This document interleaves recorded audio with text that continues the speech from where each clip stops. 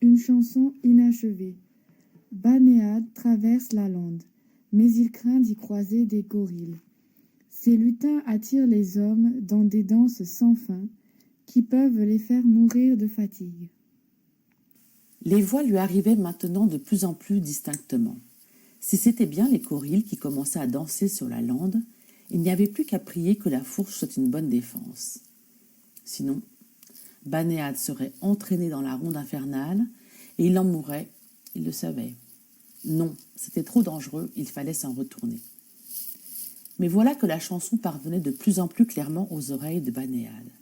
Il se rendit compte qu'il ne pouvait plus changer de route, qu'il n'avait plus assez de volonté pour revenir sur ses pas.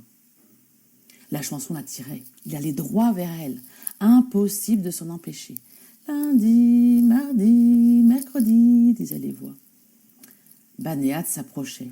Il voulait s'enfuir, il avançait toujours. Il voulait se boucher les oreilles, il ne pouvait pas. Il entendait cette chanson, toujours la même chanson. Lundi, mardi, mercredi. Banéad s'arrêta près d'un rocher. Là, devant ses yeux effarés, les gorilles tournaient en se tenant par la main, sans s'occuper du tout de lui.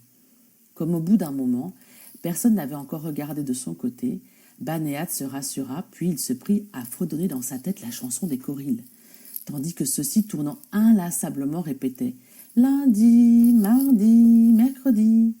« C'est un peu court, se dit Banéad. Et sans même s'en rendre compte, voilà qu'il se mit à chanter à la suite. Jeudi, vendredi, samedi. Les gorilles s'arrêtèrent tout net. Il sait continuer la chanson, s'écrièrent-ils, il sait. Ils entourèrent Banéad qui se mit à trembler de tous ses membres et à regretter sincèrement d'être là. Au bout d'un moment, il remarqua que personne ne le touchait, à cause sans doute de la fourche qu'il tenait à la main. Et il comprit enfin ce qu'on lui demandait. « Apprends-nous la suite de la chanson !»